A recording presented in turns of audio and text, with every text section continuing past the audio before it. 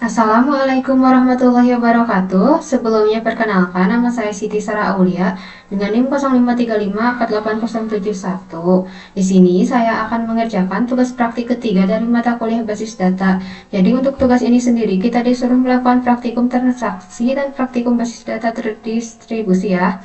Untuk panduan mengerjakannya mengacu pada panduan praktikum yang tersedia dalam e-learning dan basis data dan BMP basis data. Ya, ini untuk yang terdapat di e-learning ya panduannya. Jadi kita kan sebelumnya di tugas 1 itu disuruh membuat IRD ya, IRD rumah sakit. Lalu untuk tugas kedua kita disuruh membuat database rumah sakit dari IRD ini ya. Dan setelah itu untuk tugas ketiga adalah lanjutan dari tugas kedua. Jadi di sini sebelumnya di sini saya sudah mengerjakan untuk tugas praktiknya ya. Jadi nanti ini akan saya kirim dalam bentuk laporan. Jadi di sini saya langsung aja aktifkan Apache dan MySQL ya. Kita di sini langsung buka dulu aplikasi XAMPP, lalu untuk Apache dan MySQL kita klik start sampai di sini modulnya berubah warna hijau ya. Lalu kita klik admin. Nah, untuk tugas 2 kemarin kan saya sudah ini ada ya database dengan lalu ini ada kolom-kolomnya yang kemarin. Lalu nah untuk tugas ketiga ini yang pertama untuk tipe datanya itu harus InnoDB di sini atau BMB, karena di sini sudah InnoDB jadi sudah bisa dilakukan praktik. Selanjutnya di sini saya akan melanjutkan pada tahapan commit atau menyimpan transaksi ya. Commit sendiri artinya sebuah perintah yang menandakan bahwa transaksi telah selesai dilaksanakan dan terjadi perubahan data. Untuk commit sendiri di sini ada membuat data transaksi. Yang pertama itu kita buat tanpa perintah commit. Jadi di sini kita klik dulu rumah sakit, lalu ke rutin, kita create new routine. Di sini kita kasih transaksi 1 dan ini untuk parameter kita hilangkan atau drop aja ya. Kita langsung ke definisinya.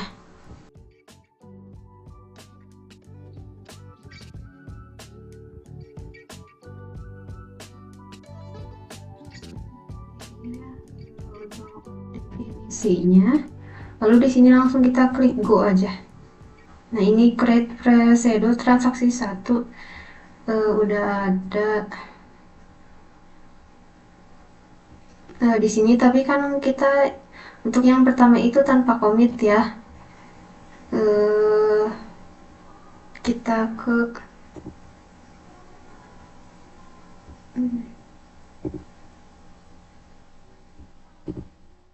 SQL. Setelah itu kita ke SQL dulu.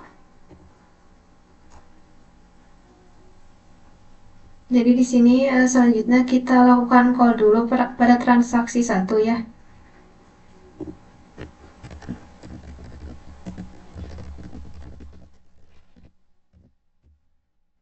Kita klik go.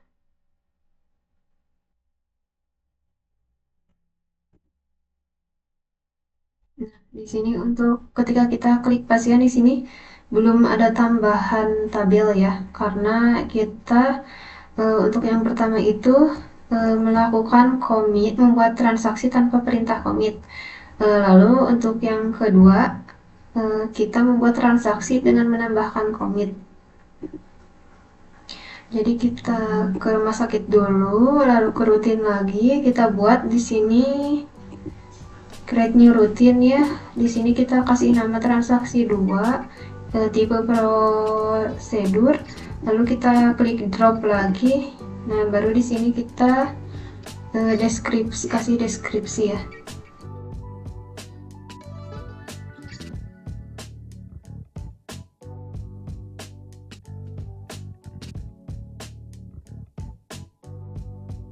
Jadi di sini untuk transaksi kedua kita tambahkan commit di sini ya. Kita klik go aja langsung. Nah, di sini jadi ada terdapat 2 rutin ya. Lalu kita cek kita ke SQL dulu. Kita call saksi 2 ya.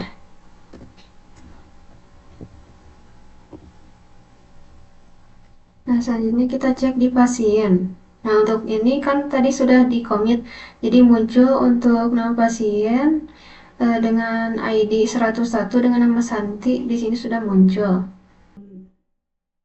Lalu setelah itu kita klik dulu rumah sakit lagi ya, lalu ke rutin.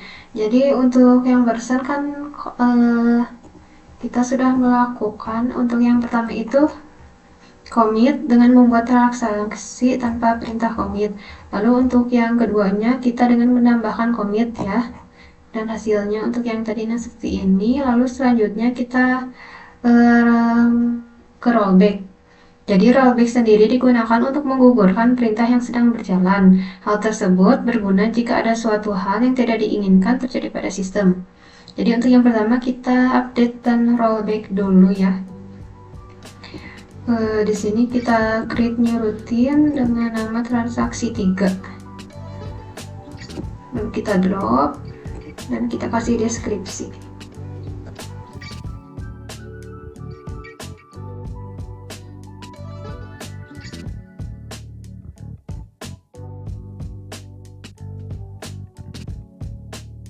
Jadi untuk definisinya seperti ini ya. Dimulai dengan begin start transaction dan diakhiri dengan ini, kita klik go dulu. Nah, ini jadi di sini muncul transaksi 3 ya.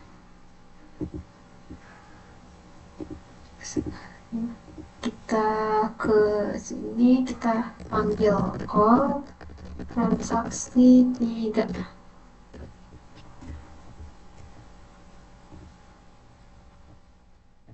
Nah, di sini jadi rollback ya.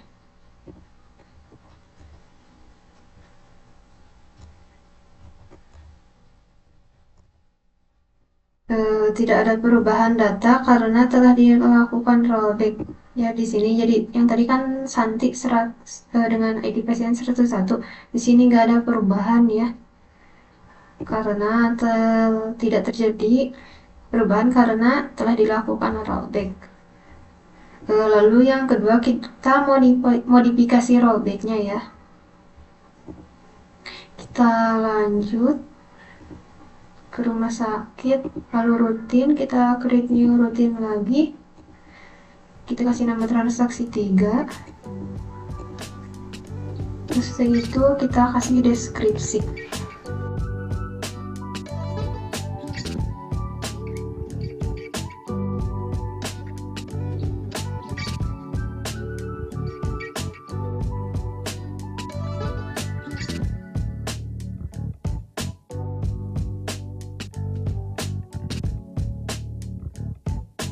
Ini di sini sudah jadi tertera transaksi 4. Lalu kita call transaksi 4.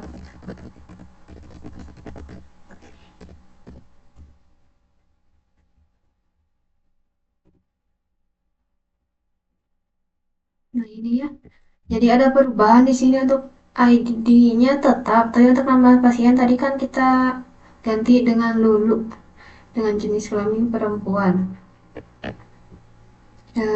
Lalu untuk selanjutnya kita lanjutkan ke tahapan checkpoint ya. Jadi checkpoint itu merupakan tempat titik di mana proses terakhir disimpan. Perintah rollback adalah membatalkan atau mengembalikan suatu perintah ke kondisi di mana transaksi belum terjadi. Namun, supaya sebuah transaksi berjalan dengan optimal, maka kondisi rollback tidak harus dikembalikan ke kondisi awal. Akan tetapi bisa dikembalikan ke posisi tempat checkpoint terakhir, misalnya 3 buah data yang akan dimasukkan ke dalam basis data. Jadi di sini kita tambahkan dulu 3 buah data yang dimasukkan ke dalam basis data ya. Kita ke basis data ke rumah sakit, kita klik rutin lagi, kita klik new rutin, di sini kita kasih nama transaksi 5. Lalu kita kasih definisi.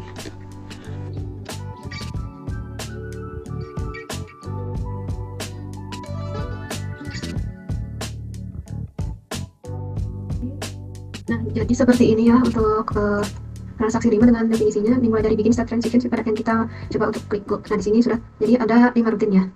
Lalu kita ke SQL, kita call transaksi 5.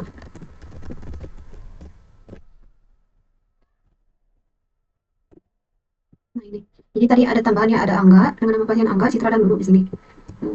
Lalu setelah itu kita selanjutnya lanjutkan ke trigger ya. Nah ini, jadi untuk trigger itu merupakan sebuah perintah atau event yang dapat memicu perubahan sebuah basis data. Event yang digunakan itu memasukkan, perubahan, dan penghapusan. Event-event tersebut ditambahkan sebuah kata kunci pembicara yang dalam trigger terdapat dua buah kata kunci, yaitu before dan after. Before dilakukan sebelum sebuah perintah, sedangkan after dilakukan setelah sebuah perintah insert, update, dan delete dilaksanakan.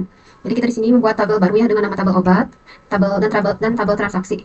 Jadi yang pertama di sini saya akan membuat dulu tabel obat.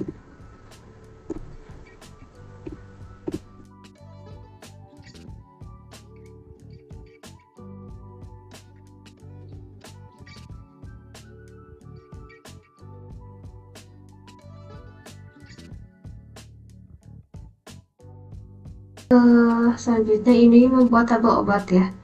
Kita klik go. Nah ini untuk tabel obatnya di sini sudah tertera. Sini ya, tabel obat. Dengan ID obat, kode obat, nama obat, harga, dan stok. Lalu selanjutnya setelah itu kita membuat tabel transaksi obat ya.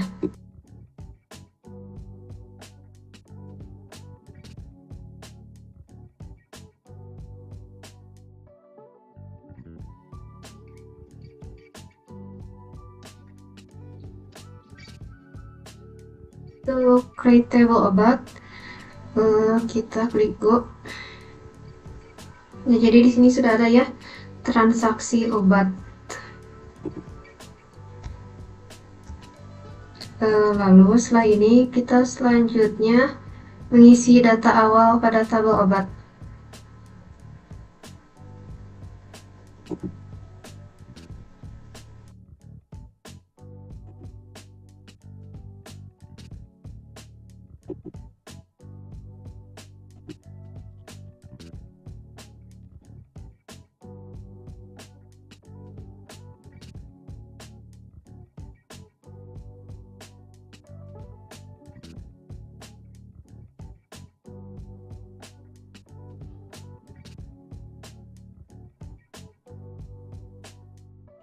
Nah, setelah seperti ini, kita ke SQL lagi ya untuk cek hasilnya.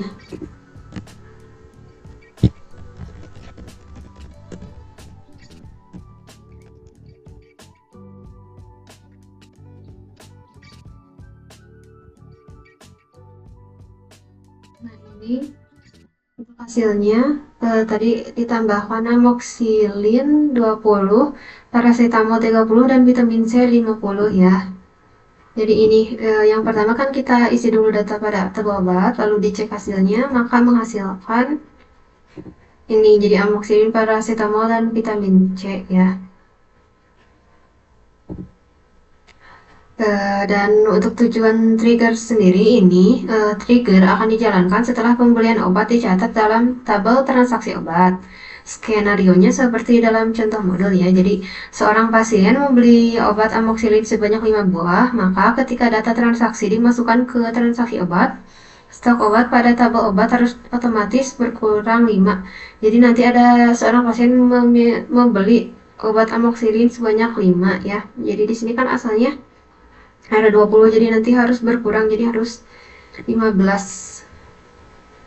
Jadi di sini kita akan membuat trigger terlebih dahulu.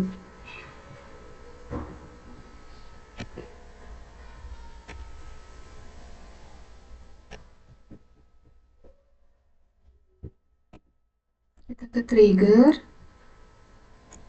lalu create new trigger.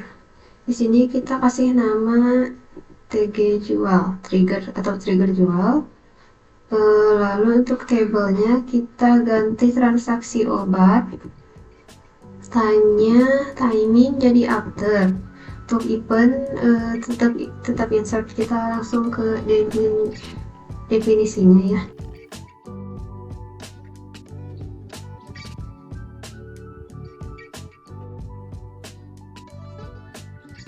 Nah, seperti ini ya, sudah ada trigger baru.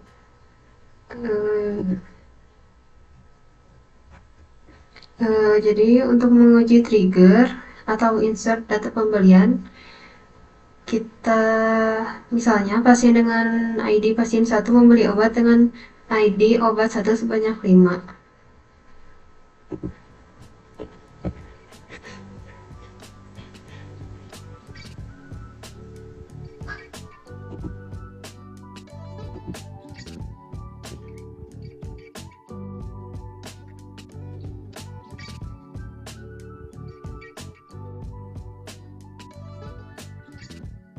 Insert row 1.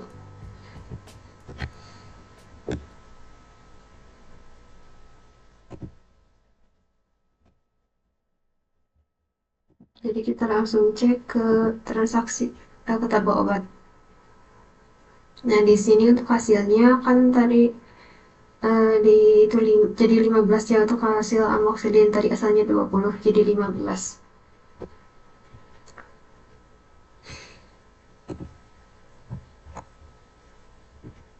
Lalu di sini kita cek trigger berjalan.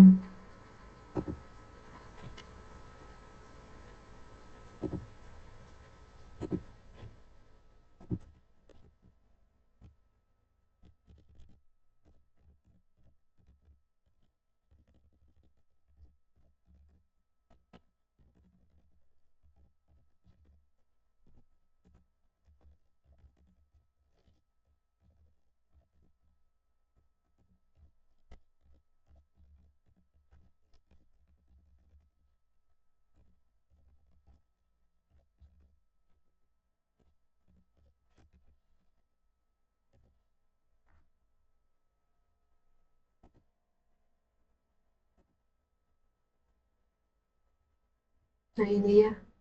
Sebenarnya yang tadi udah kelihatan di sini kan tadi hasilnya 15 dari 20. Tapi ini dicek kembali jadi untuk amoxicillin stoknya jadi tinggal 15 saja. Jadi setelah itu di sini akan saya jelaskan penjelasan singkat tentang struktur trigger. Jadi pada baris 1 itu ada perintah insert yang berfungsi trigger dijalankan setelah data dimasukkan ke transaksi obat.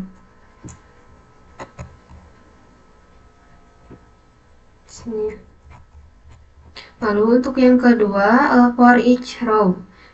Fungsinya dilakukan untuk setiap baris yang baru dimasukkan.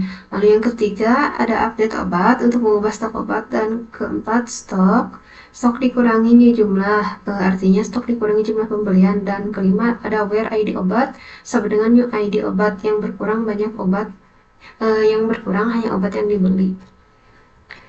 Jadi mungkin untuk tugas praktik dari basis data ketiga ini cukup sekian. Untuk kurangnya mohon dimaafkan. Wassalamualaikum warahmatullahi wabarakatuh.